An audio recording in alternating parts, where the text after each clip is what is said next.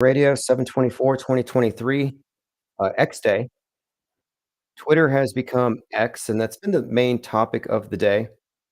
And when to talk about that, Jamie Foxx, a very related psyop. Right now, we're also connecting on the audio stream. So if you're listening at the Radio King, Tune In, Paranormal Radio, or radio.net, we are live and you can join us in the chats now. And if you go to YouTube, you can get yourself a wrench. Joined already by Brogetta. Look, there's a lot of YouTube channels open. The official one is where you can get the wrench, and that would be at Infinite Plane Society, a strike-free channel. No small miracle. It's actually had 3 strikes, but I've managed to wait them out. Joined by 737 Lean Dion. And look, I did send out something earlier today. I did send out a 1-hour podcast about the things we're going to talk about now. I really had to do an info dump because there's just so much material. Brogetta says, I just finished Silo Season 1. Looks like Elon's ultimate prophecy. Oh, cool. Okay, a couple of things here about Musk. Okay, so for one thing, Musk is prophesied in von Braun's book, Mars, A Technical Tale. The first ruler of Mars, the first colonizer, would be called the Elon. Moreover, the governing structure of Mars would be that of Rome. So when I say that Musk is the Martian Pope, I say that advisedly. He is the Martian Pope. It's got the papal structure. And the symbols are all the same. They've just been updated. They made an obelisk like the one at St. Peter's Square look like a rocket. And instead of taking you to heaven, it takes you to space. And that's really the thing that we're talking about today, the meaning of it all. Like it's a fact to say this. The esoteric core of these religious and occult practices that revolve around the worship of the sex act and that kind of stuff, especially within the Thelemic cult, it has a parallel. And as we'll talk about, we're talking about the origins of SpaceX, Thelema, Mars being the Roman name for the Egyptian god Horus. And that my contention here is that the Mars program itself is not about taking us to Mars. It's about making Earth Mars. It's about making Earth resemble this Mars idealized, what I'm calling space communism, but this totally perfect, sustainable life. But the thing is, when you first get to Mars, it's already known that you're going to have to be underground for the first few generations. You're going to be Morlocks. Now, the thing is, he turned it to X because, and this all ties into this bigger theme. So the Pope of Mars, or this emperor figure, is actually just part of his overall character. He's also a reboot of Constantine, and the historic role is having to do with converting people into serfdom, which is I'm equating the space program with a neo serfdom, lockdown, enclosed system, and everything else, a new dark age. But what's more, Constantine had a role in the consolidation of the worldview. And that's what they're doing right now with X. It's a consolidation of everything. Everybody's going to have to take the mark or the X. They're not going to have to, but the idea here is putting everything into it is a big key because the concept of that I'm referring to here, this reprising a role of this historic character, is Constantine is correlated with this idea of consolidation of an empire under a sign of the cross. Well, Musk is doing it under the sign of the X, and the X and the cross are the same thing. And when you get into the esoteric aspect of it, you do find that the X and the cross and the cube are all intimately connected with this astrotheological cult that runs the world. So when I say Pope Elon, you know, I I don't mean it as, merely a form of mockery. It's quite literal. And what we're seeing right now is just the next phase of this thing. And also remember the costume that he's wearing. The Halloween costume that Musk has been wearing, the Devil's Avenger, that's the red armor of the Emperor. Card number 4. And look at all the associations built into it. And we've talked about this ad nauseum. Mars associated with the ram, the red metal iron. And then you have Musk, Iron Man, Tony Stark. Then you have again, these are media tie-ins.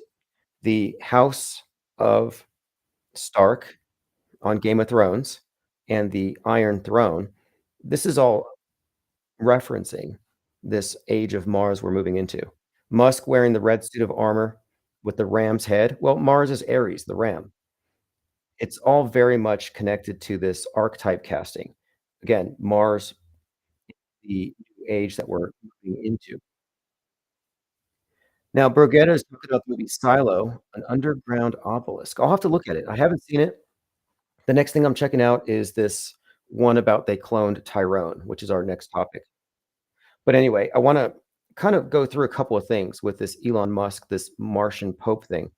I'm suggesting, and I said this when I published this in 2017, that Musk's role is space communism, a utopian scheme, a pie in the sky paradise, a bait and switch used by the oligarchs and the technocrats to keep the poor poor and to keep the upwardly mobile from climbing.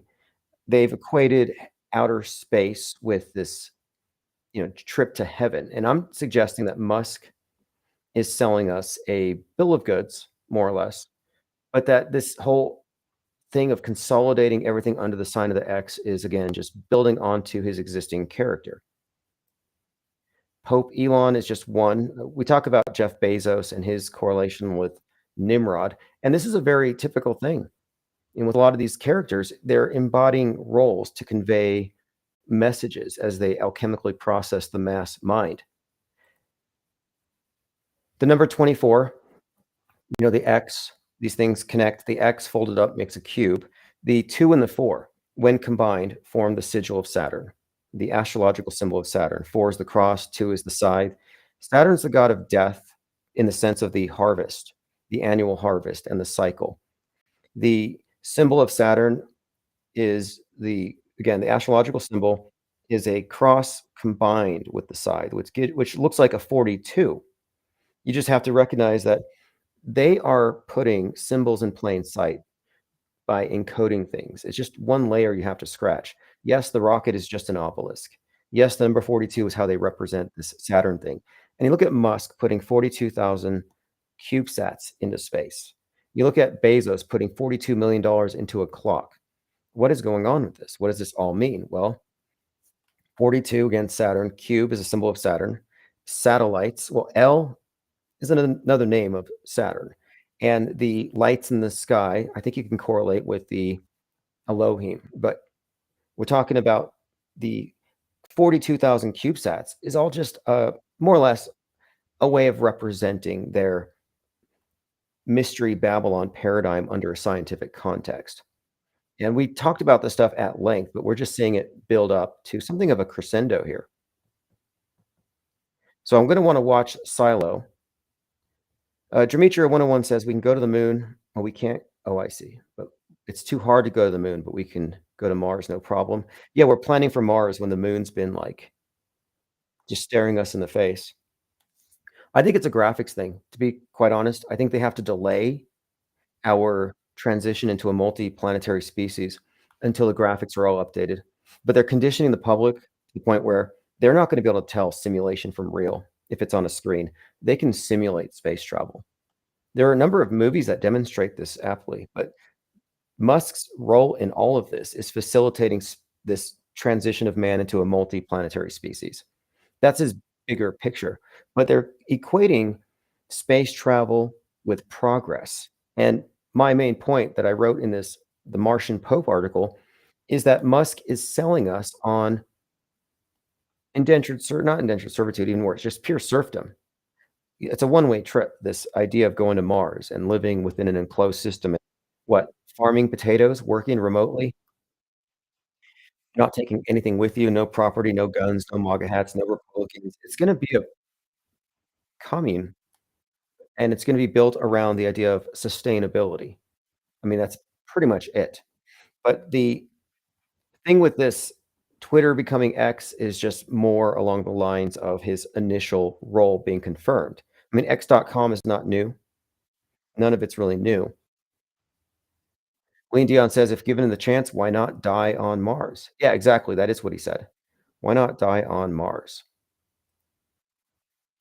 So the next topic, and this is all we're gonna get into all this too. Let me go ahead and move into this one because this is crazy. So there's a show on Netflix now called They Cloned Tyrone. They cloned Tyrone, and it says here, "A series of eerie events thrusts an unlikely trio onto the trail of a nefarious government conspiracy." So Jamie Foxx is in it. You have this background of Jamie Foxx's supposed illness, passing out on stage, dying, and having to be, resurrected, brought back. And when I saw that story, I saw it when it happened. I just took note of a few things that were really standing out at the time. They were focusing on his age being 55. And I was noting that this was right before the 55th anniversary of the assassination of Martin Luther King. This was also right before, on that day, 4/4, April 4th, that Donald Trump was gonna be arraigned because of the Stormy Daniels thing, which happened to be referenced in the 55th Q drop about the gathering storm or the storm is coming. So we've been looking at this. The number 55 was also attached to Tyree Nichols, who was killed after a Rodney King-style beatdown. Now think about the name, Tyree Nichols. Tyree Nichols is a tie-in to, I believe, Hiram Abiff. There's a number of connections to this Masonic allegory, but the thing is, the name Tyrone is very close, and ultimately what we're talking about is this reoccurring character who is ritually killed and resurrected in the Masonic myth. So and you'll see the numbers and everything is consistent. It's consistently reiterated again and again, and that's why I'm saying here that when Jamie Foxx is being described as having been, I guess, unresponsive and then resurrected. Yeah, that's all scripting. But he stood out to me for a few reasons, namely his background roles. We're talking about specifically Django Unchained, but his role with BLM. And here's the bigger picture, because clone, like saying somebody's cloned, is another way of saying resurrected. If you like, the idea is like they're dead and they come back. So Tyrone was cloned, has an occult meaning. It ties in Tyree Nichols, King of Tyre, ties into Hiram Abiff and the Black Lives Matter martyrs. They cloned Hiram in that sense. In that sense, every Masonic initiate is a cloned Hiram. So I previously remarked on Jamie Foxx's medical issues because they highlighted it on CNN, and again, his age was the clue. He played Django Unchained, which connects a number of stories here. If you remember the movie Django Unchained, it's about an enslaved African American preacher who organized and led a rebellion of enslaved and free Black people in Southampton. So that's the story. We're talking about the Nat Turner. Django Unchained is somewhat inspired by that. While Django Unchained is in the theaters, you have this mass shooting by an LA cop named Christopher Dorner. Anyone care to guess how old Christopher Dorner was? He was the one who was reacting to systemic racism that prevented him from being promoted within the LAPD. He goes on a killing spree. But look at the name, specifically Christ in Christopher Dorner. He's 33, as Roxy W says. Lickety split, 33, right? So this 33-year-old Christopher is living the role of Django Unchained. He's fighting against the oppressors, and Professor Mark Lamont Hill is live on TV, super ecstatic, saying, "This is just like Django Unchained." He was cheering on a mass shooting. I mean, that was back when I thought this stuff was real, and I was like, "Man, that's unconscionable." Well, Dorner gets cornered in a cabin. So the cabin's like a burnt it's just like a house, single house, like a cube, and he is incinerated. Nothing's left but his passport. So what do you have here? The name Christ, Christopher Dorner, 33, burning man. This all ties into something here because Ye claims that he wrote Django Unchained. It was stolen by Fox, and it was stolen by Tarantino. Well, Ye even said he felt like Emmett Till. Emmett Till is the one who was lynched in the '50s that kicked off the civil rights. So Ye's kinda connected to it in that sense. But if you remember during the Dawn Day event, and this was in August of 2020 when they usually would have had a Burning Man, but it was canceled because COVID. Ye did this event where he set himself on fire walking out of a burning house, like Christopher Dorner. Significance there? There's quite a lot, as we'll get into. But a few things I just wanna reiterate here. So 55 years ago, MLK Jr. was killed. 55 seems to be a code for some kind of oncoming martyr ritual, and I wrote this months ago because I was noticing things. All the 55 synchronicities, like when Tyree Nichols was killed in the Rodney King style, and how many times was Rodney King hit with a baton? Another pop quiz. If you guessed 33, that's correct. So Rodney King batoned 33 times. People compared or his death was staged to his Rodney King's beating rather, was used as a template for Tyree Nichols's. It was obviously templated, the way they shot it and everything. Now, when Tyree Nichols was in the hospital, there was a protest, and the protesters shut down I-55. He dies in custody. So they shut down I-55. Then the daughter of MLK Jr., whose father died 55 years before, joins at the memorial service. They actually have a eulogy at the Mason Temple where MLK Jr. gave his at the mountaintop speech about the promised land and all this. And this is all interesting because Trump goes in to be arraigned on 4/4, the anniversary of MLK's death. And as of now, Trump's being compared to Moses by none other than Jim Caviezel, spelled with a Q, who calls himself Jesus Christ. Continuing, these are all important details. The name Fox has 2 crosses in it because the X is a cross. And 2 crosses, as I've discussed before, like with the number 4/4, which was the date that he was arraigned, 4/4, it represents a second coming. 2 crosses, the first rung is the death, the second is the resurrection. And by the way, on 4/4, Heath Ledger, the Joker, had his 44th birthday. Meanwhile, Joker 2, there's a second coming reference, J2, Joker 2 was being filmed in front of the courthouse where Trump was arraigned. No coincidences here. And the last Joker is Joaquin Phoenix. And think about this, Burning Man, and you'll see lots of Joaquin Phoenix imagery in that movie where his arms are out, there's a fire behind him. The name Phoenix was chosen for a reason with this Joker. Okay, continuing here. We are talking about the symbolism. Now, while Fox was in the hospital the first time, Emmett Till's accuser died. And this was one of the proto Karens, Carolyn Dunham. She accuses the 14-year-old of harassment and gets him lynched. Well, she just died at the age of 88. I saw that in the news at the same time that Jamie Foxx was in the news.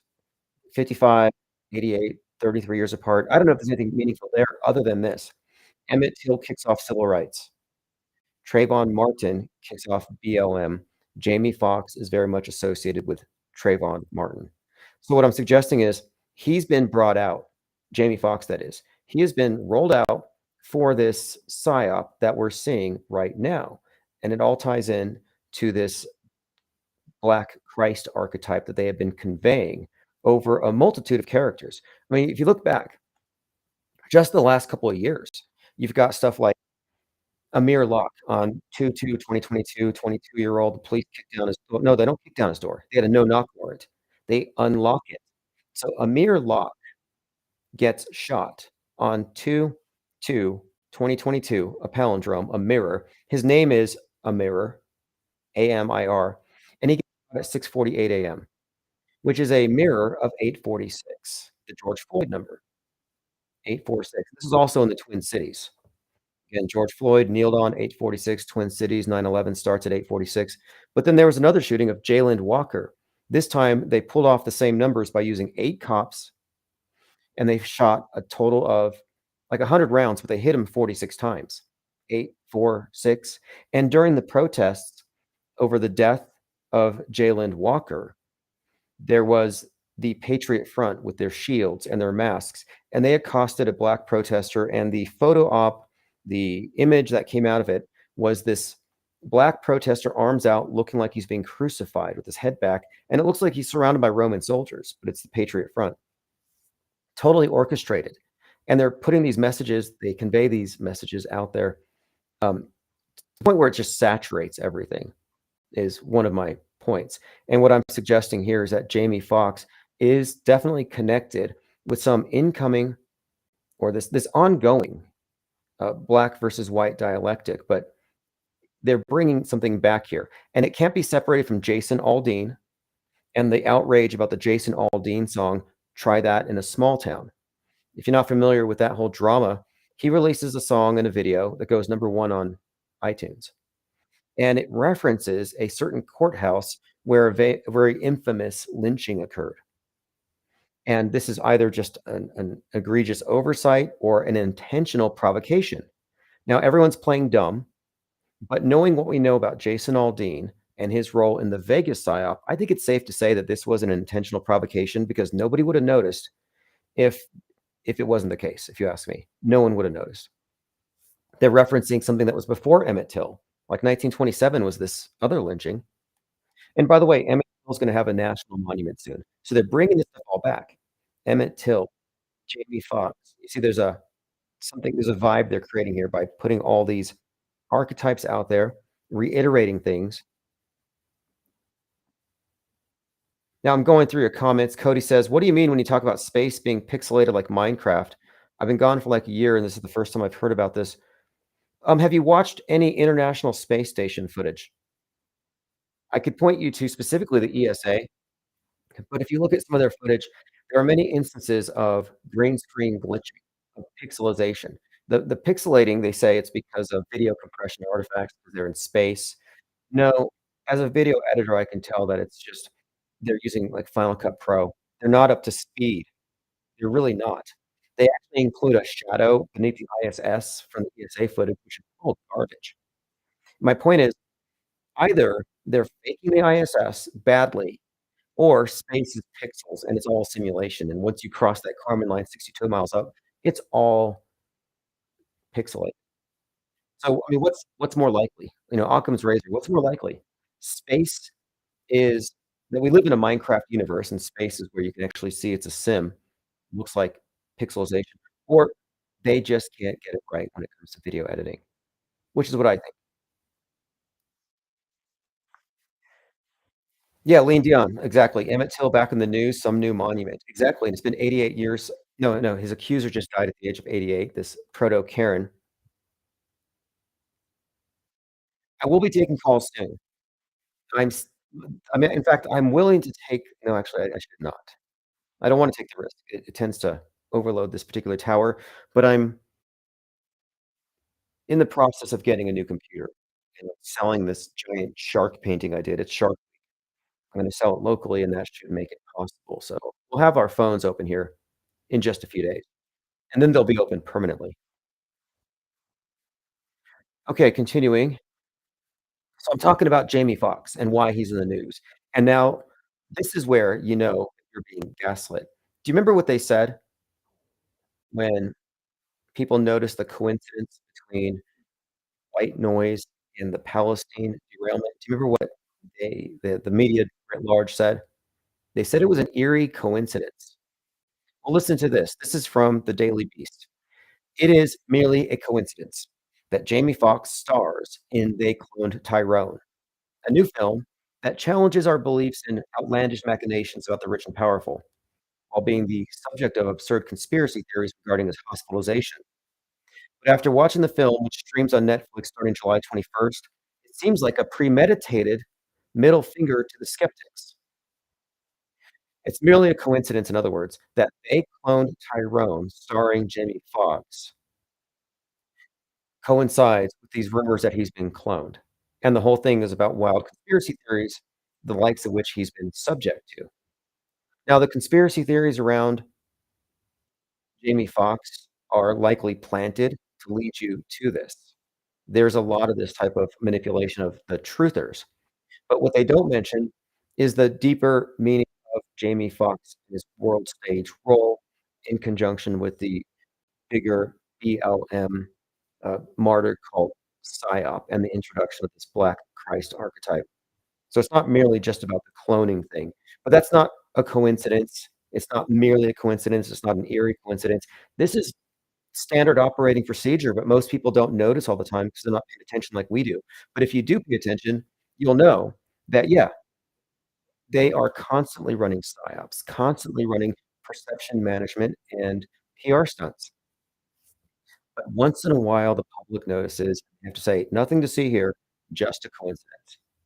Like, what gives them the power to say that? What gives them the authority? It is merely a coincidence. How do you know? How do you know? What information do you have? It just seems like their job is to throw water on any kind of fire. They gotta put it out. Any speculation that the media is coordinated at the level that it is coordinated, look, the media is coordinated at the level that they can 9/11 us, and nobody knows it was all just a movie. I mean, that's how good it was back then. As bad as their space special effects are, you have to hand it to them in terms of the success of their wider psychological war that they've been waging. Now, most of you listening here have already been inoculated against the mind war, and none of this stuff sticks. Lean Dion says, in his new PSA video, Fox mocks pulling a face mask off as well as mentioning clones. Interesting. Again, the name Fox is premeditated. This stuff is all premeditated. These are world stage characters. And the roles that he played correspond to the incidents that happened in their quote real life. Pete Shea's here. Hey, Tim and everyone. 9/11 was the greatest blockbuster of our era. Yeah, look, let me bring this up. It was directed by Stanley Kubrick. Stanley Kubrick has predictive programming for 9/11 in The Shining. But the guardrail, the gatekeepers, they say, "Oh, yeah, there's evidence in there that he hinted that he did Apollo 11. Did Kubrick fake the moon landing?" And that question, "Did Kubrick fake the moon landing?" is the wrong question. The real question is, what is his role in this psychological war? Because he is involved in many psyops, not just Apollo 11. And if you just put it in that context, it's just Apollo 11, yes or no, you miss the big picture because his daughter has been going around for years. Vivian Kubrick has been trying to dispel the notion that he did Apollo 11. And I'm like, that doesn't matter. The fact of it is, he has his fingerprints. This Kubrick is part of the department that faked and hoaxed the world in a number of ways. So I'm just saying that just because Kubrick's daughter says that he didn't do Apollo 11 is actually not really not a good take. It's very uninformed, and it presumes that we're merely asserting that because he's so good at movies, he was recruited for this, and that's kind of the angle she uses. Like, "Oh, if he did it, it would have been way more real." So she's maintaining it was fake, it just wasn't him, and that's not really deep enough for me. That's like people say that the moon landing was fake to trick the Russians, but they still believe moon landings are even possible or that the space station's real. Like, no, it's a house of cards. If the moon landing's not real, nothing they've built since is real.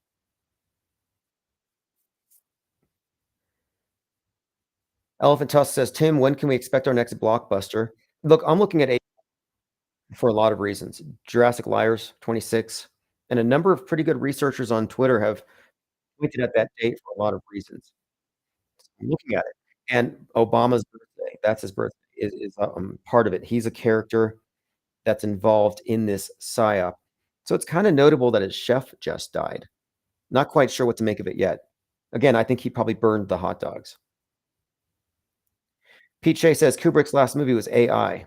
Maybe he passed the baton to Steven Speckberger. True, true. And AI is everything. It's a big key to this whole thing. Even the letters AI, the 1919. It's key in all this stuff. But let me get back. So I'm talking about Jamie Foxx. I'm talking about Jamie Foxx and how his cloning, his death resurrection, Tyrone was cloned. It's all about this Tyree Nichols, Hiram Abiff thing. It's all about this death resurrection, the Masonic Christ. But specifically, this is about introducing this black martyr as the person. It's like they can't just bring back a Jesus and kill him. One person won't do it. They've had to create a number of outrages that all fit the same pattern. This is why I think Jason Aldean's trending with his BLM call out. Try that in a small town. I think that's why Steven Jackson, who's been out of the public limelight for years. Steven Jackson, the twin of George Floyd, the 42-year-old twin of the 46-year-old George Floyd. Yeah, Steven Jackson's in the news right now because he threatened Alex Stein, who was mocking George Floyd in one of his comedic skits. Now, is Alex Stein a conspiracy theorist or a comedian? See, I think he's a conspiracy theorist, but a bad one. But I also think it's a conspiracy theory that he's a comedian. But whatever it is, he's in a position to somehow get the attention of someone like Steven Jackson. So Steven Jackson, George Floyd, Jason Aldean, all out there right now with this Jamie Foxx thing and the Emmett Till statue. No coincidences here. They're building up for something. PJ says every great movie has a soundtrack. Kid A was the 9/11 soundtrack. Interesting. Post me a link because there were a lot of bands that had music that came out on that day that beyond coincidence, and I don't think these musicians know. Like, I don't think those rappers in the coup knew what was gonna happen on 9/11, even though their album cover had the Twin Towers getting bombed and they had remote controls. Now they have a really interesting video, this band, The Coup, or this group, that has this Black Christ character looking like the Scarecrow, and it's this Wizard of Oz in the ghetto thing, where they march up a yellow brick sidewalk to the Wizard of Oz and they decapitate him, and he's like this banker. Anyway, I may look back into some of their predictive programming. Okay, continuing. Elephant Tusk says Bill and Hillary's chef also died of drowning back in 2015 in Taos, New Mexico. Nice place. Nice place. Ski town. Pete Shea says, great to hear you live, Tim. Look, I would be live 4 hours a day. I will be. I'm just not now because we're in the process of doing things. I have to say thanks to everyone who's been helping out. I had someone send send some shelving over here from Amazon, and I have the inventory building up. I'm organizing everything. We're gonna have a permanent IPS headquarters store. You can already see it at timosman.art, but I'm adding more. All of our publications, I'm gonna be ordering merchandise from our principal designer, who's also the author of the coloring book that I have listed, and I'll be listing these things routinely, so you'll see. And that's gonna really keep the office open. It's gonna keep everything running as the IPS store. And the art sales are doing well anyway. I've had more than 400 sales. I've just been super busy getting everything set up, but I built myself a one-minute city. I live across the street, grocery stores right there, library, gym, everything that I need is literally, and the post office is within a half a mile. So I'm just like in a one-minute city here, a quarter of a mile even. Lean Dion says Jay-Z, The Blueprint came out on that day. Yep, exactly. Jay-Z, The Blueprint. Now, Slayer put out an album called God Hates Us All, and one of the first tracks said something about a man-made virus infecting the world. So I saw a lot of COVID stuff in some of the 9/11 stuff. Like, I believe there's a 311 album called K that has Corona on it. Shay says, "You got it made, Tim." I've been streamlining things and building my life around this.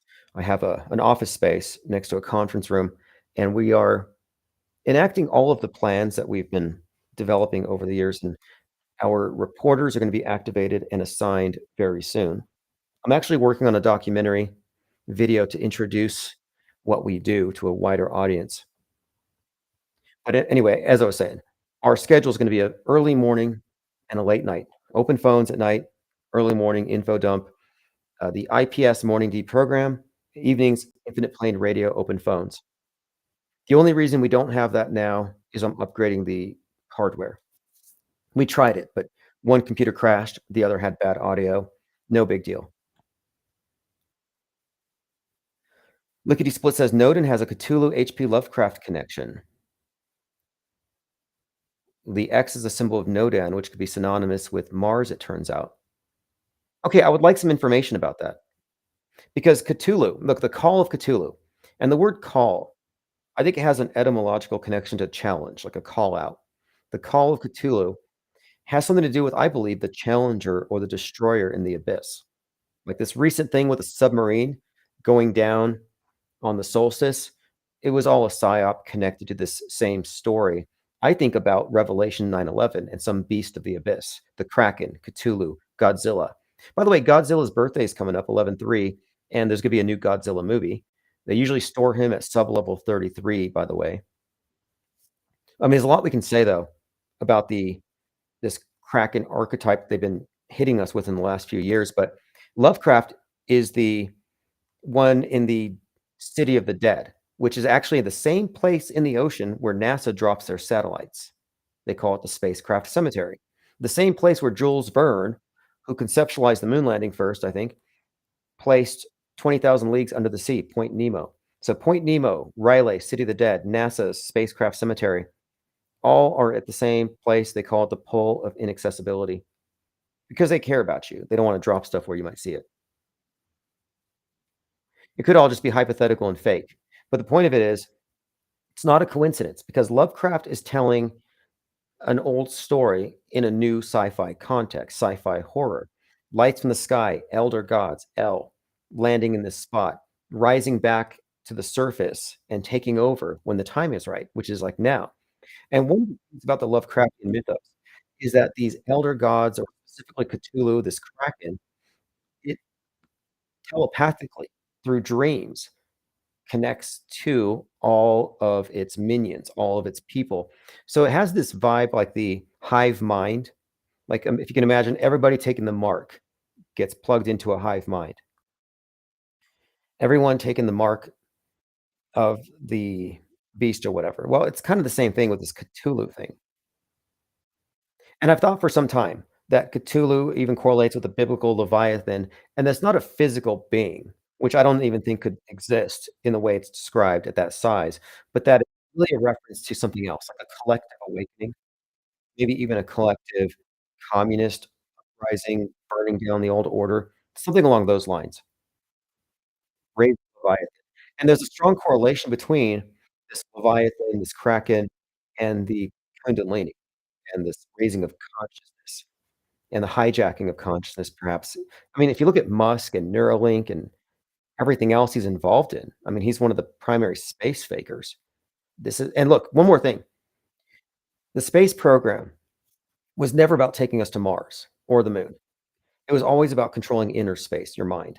That's what I think Kubrick's real role was, controlling inner space. As we'll describe, I think I know how they do this. Pete Shea says, "1 Minute City Blues, possible song title." Ears Up says, "Received some art cards last week, thanks, Tim."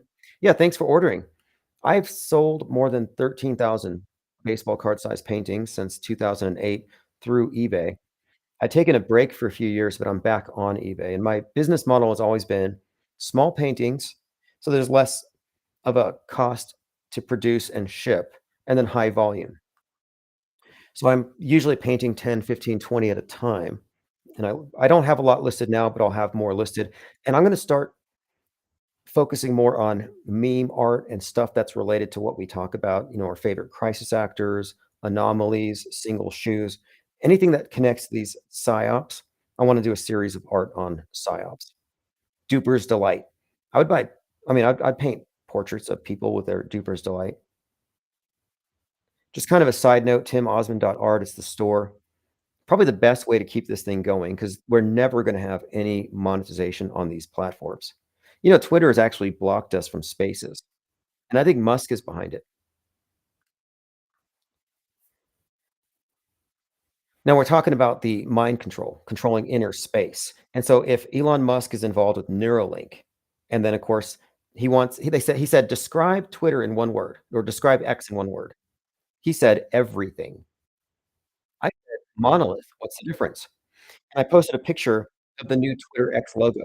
Look at the Twitter X logo and tilt it 45 degrees and tell me you don't see a single monolith against the horizon. Clockwork 113 says, "Damn, I'm late." Look, I'm gonna be more consistent, and I will be sending out text alerts, so and you won't miss anything. I will send everything in the newsletter. We already had a podcast go out today where I kind of briefed everyone on what we were gonna talk about. I usually try to do that in the mornings, but again, we're new setting things up. And I'm gonna have to go about an hour earlier than I had originally planned. because there are other people that show up at the office, and the chiropractor mentioned or she asked what I do. I'm like, "Oh, I'm, recording audiobooks," because apparently they heard me, and that's what I was saying before. I don't wanna inadvertently spread mind viruses because the people out there have mind aids. They've got no mental immune system, and they will catch things. Ollie Goering says, "I got a description for X.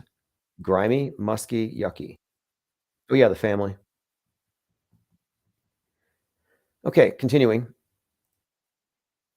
Let's talk about we'll skip that for now. I don't wanna talk about any other, popes right now. I was gonna talk about the Pope Bezos, but we'll get to him later. Okay, here it is. There was a few links that I posted on my Twitter account, Real Tim Osmond, having to do with Kubrick. So I was talking about Stanley Kubrick because I don't believe that you can simply write off Kubrick as maybe he did the moon landing or maybe he didn't. But here's the thing. I just recently watched Asteroid City, which is a Wes Anderson film. And turns out that the main character in Asteroid City is based on Stanley Kubrick, who even wears a camera around his neck. So this is a connection that's worth exploring. Oppenheimer had just come out, and I'm at the theater watching this Asteroid City. Oppenheimer's, like, being advertised, and I noticed that there's a nuke blowing up in the background, some, like, mushroom cloud in this Wes Anderson film, and it's not a real one, it's some kind of movie set that he's looking at, so he's unalarmed, but it's kind of a hint, I think. Kubrick looking at a fake nuke, but take note of the code here. Our intro into the nuclear age, 5:29 AM, July 16th, 1946, Trinity Site, 33rd parallel. Now, the symbolism of the Trinity Site ties into the JFK assassination. 5:29 is JFK's birthday, and the date 7/16. Well, 7/16 is the date that Apollo launched from Kennedy Spaceport. JFK Jr.'s death date was 7/16. Crashing from the Sky, Falling Man, Eyes Wide Shut was released on 7/16, and JFK's assassination on 11/22/63 happened to be on the same day that they screened Doctor Strangelove, which is about the bomb. And Vivian Kubrick had said that the State Department had visited Kubrick because of his movie set looked like the war room, some kind of planning room at the some kind of it looked like he had some kind of inside information, and they had to look at it at his set, according to Vivian Kubrick. And I'm suggesting here, because she said he was psychic, that maybe he was just psychic and he was picking up on things with his movies. And I'm saying, no, there's too much of a coordination here between every Kubrick release and all of these major psyops, from the Kennedy assassination, Kennedy deaths to 9/11. It's pretty well rounded. So I've been thinking that maybe Kubrick, because look, he wasn't making movies in 1946, but the same bit of code is still prevalent there. So I'm thinking maybe there's something else going on with this name. And I thought this it could be this. When the camera first emerged, it was the camera obscura, which is a cube that you go into, a cube. Now, this is all esoteric, but I think it's very central to the big picture because the camera obscures reality by selectively omitting and replacing with a focused picture, just as our reality through the screen, our screened reality, is comprised of focused pictures with a great obscured reality. I would contend world model, the world stage, the worldview that the masses live through, this mainstream mediated worldview, my contention is that it's a product of lies by omission, of things left out more than by what they say, and that the central lens, like the central directors, could be represented by the all-seeing eye, that this monolithic cult that runs the place have total creative control, and that's why I think the camera is so significant in all of this. And so what I'm suggesting here is the name Kubrick may actually have some kind of meaning, tie into a perhaps a department, but more specifically, the symbol of the cube is what I'm pointing out here. And bricks, interestingly enough, are very significant if you look at the symbol of the pyramid itself. So I'm thinking, well, the Masons say in their lore, in their literature, that they are building King Solomon's temple allegorically, and that every mason is a polished brick. They start off as a rough stone and they're polished into a brick to be put into this temple, this big edifice. And so I'm thinking, well, maybe Kubrick is some kind of code for this new temple being built out of the images created through this centralized media. In other words, the false witnessing of the camera lens, and each psyop is a brick. Every operation is another piece to this bigger construct, this edifice of lies that we all live within. Catching up on your comments, Demetria 101 says, "We sound nuts to the common folk." Oh, you mean those people that believe that we're on a 25,000-mile circumference spinning ball? Yeah, I care what they think. The ones who believe what they see on the screen, despite how it may contradict what they perceive. See, they're all believers, and you can't fault them for it. I mean, it's their responsibility to unmind F if they want to, but, they were born into it. Thinks as a penguin says, "Tim, you should annex the Penguinati domain." Oh, annex the building for the Penguinati? We could rent out all the offices here. In fact, if anyone was in town, we have a big conference room with a big whiteboard, and we could draw crazy mind maps all day. Nothing would stop us. Joined by Pippi Langstruff. Thank you for joining. Daniel Brown says, "How are you today?" From New Zealand. Elephant Tusk says, "I can imagine office personnel listening at the door with a cup."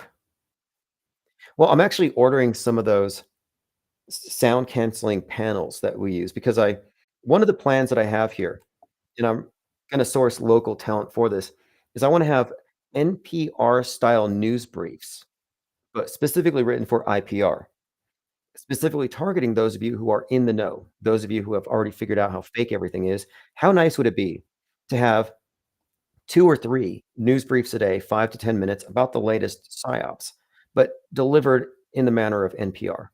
And I'm gonna have the scripts written with the aid of ChatGPT, but the objective here is I'll have a cubicle, and I will somehow contract or work it out to where we have these recordings done on a near daily basis, along with press releases, which is a big part of what we're gonna be doing here in the near future. Exalt says, "Nukes equals Einstein the Jew." Yeah, remember Exalt. Exalt, is a frequent caller here.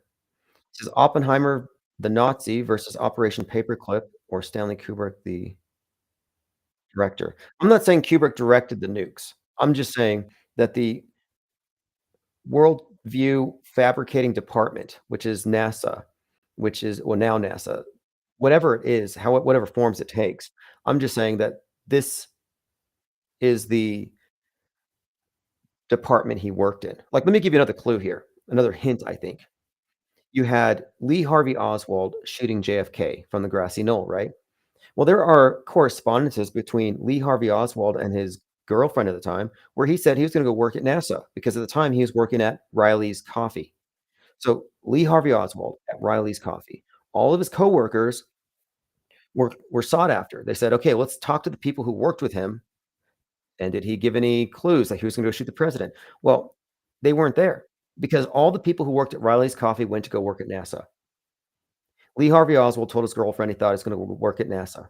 And I'm saying maybe he did go to work at NASA, but they weren't assigning him to the moon. Like, "Hey, yeah, Lee, all your friends are gonna work in these departments, art departments, making the lander. You're gonna do something different, but we're all in the same department. You're gonna go shoot a president." So he probably thought he was gonna get a walk on the moon. Lean Dion says, "Just a brick in the wall." Pretty much. Yeah, just that's kinda what I'm suggesting here, is the name Kubrick may be some kind of code to the building of this monolithic structure, the MSM edifice of lies, and each brick is just another one of these, psyops of perspective of the world or story as told from the perspective of this camera. And in that movie I referenced, Asteroid City, Stanley Kubrick is a witness, or the character who represents him, is a witness to the alien that descends. Now think about this, the alien has a six-pointed craft, like a hexagram, descending. Well, the six-pointed star, again, a symbol of Saturn, a light descending, everything we've already talked about. The alien coming down to meet the people who have boxes on their heads because they wanna observe some celestial phenomenon, they have to put the boxes over their heads, so they have cubes on their heads, a room full of people wearing cubes when the alien, the light from above, descends. I think the tie-in here has to do with Kubrick, and that perhaps his role in directing the coming alien invasion. I think that may be it. Scarlett Johansson's in the movie, and the name Scarlett is very significant, the actress's name, because we're talking about a movie that takes place in the desert, she's a movie star, aliens descend. I think she's supposed to represent Marjorie Cameron. Marjorie Cameron, the from the Hollywood rather, sorry, the Babylon working, and that she was the Hollywood movie star in Asteroid City, and Marjorie Cameron is the first one to have seen a UFO, and in this movie, it's about her being there, seeing the UFO. So I think there's a deeper level to that. I need to watch it again, though. Okay, going through your comments. Pete Shea says, "Is Lee Harvey Oswald Ron Paul?" Look, I can't debunk it. I cannot debunk it. And, I think wasn't it Ted Cruz's dad was hanging out with Lee Harvey Oswald, passing out flyers? There's this hilarious clip, if you can go back and find it, when Ted Cruz has to concede that he's not gonna be the nominee. He gets on stage with his dad and his wife, and he hugs his dad, and the wife tries to get in on the hug, and they don't see her, and Cruz elbows her in the face. And then his dad has his hand on Cruz's back, and he's making a Masonic hand sign. Very fascinating little clip there. I'll have to pull it up just to see Cruz elbow his wife in the face. But yeah, actually, I think even at the time, Donald Trump had said that Ted Cruz's dad had possibly killed Kennedy. I mean, hilarious stuff. Okay, I have to go now, unfortunately. I have to run a couple of errands, but we're gonna be back early in the morning. Yeah, audio's fixed. I'm not gonna go back to using that broken computer. We're gonna do it this way, no OBS, but I'm gonna replace the computer this week. It's Shark Week, and I did a big painting of a shark, which I'm gonna sell locally. I have a number of interested buyers, so it's gonna be very easy to flip it into some hardware, and we'll be able to start taking calls, possibly as early as tomorrow. Anyway, thanks everyone for joining. Appreciate everyone's support here as we have moved into our permanent headquarters, the IPS HQ here in Albuquerque. This is ground zero for the really it's the auto hoax insurrection. Because what we're doing is we are creating a split between the mass mediated worldview and all exiles, those who get thrown to the fringes and fed to various, I would say, false awakening scenarios. Like they're fed into wokeism or red pillism, which don't take you out of the world stage's media ecosystem. They don't go all the way. They don't go far enough, but we do. So what I'm saying is that we're going to get all those who are close enough to the fringe, which I call the cutting fringe, the edge of acceptable discourse, and we're going to onboard a huge chunk of that demographic into the off-world stage perspective. And once that happens, we will have a permanent fixture, what I'm calling the parallel media. And the parallel media will be able to continue, I think, to fine-tune what we do. And not only that, but it'll be a lot more fun as it was in the early days before we were targeted for censorship by White House connected goons. But the fact that we've continued despite all of that is a good indicator of where things are going to go into the future here. Anyway, if you want to support the channel, one of the best ways now is to go to timosman.art. That's just a hot link that will take you to the eBay store. And we're selling publications. We have a couple copies of the coloring book by X-Pac. I'm going to be listing some more stuff, an additional copy of the World Stage Deprogramming Guide, among other things. And if you are awaiting anything that got held back when I moved and went into this limbo, just send me an email and I will fulfill those orders pronto. Just go to email me at timosman007 at gmail.com. All right, I'll see you all in the morning. Thank you for joining. And again, ips.monster, get on the newsletter and expect the archives probably in about half an hour.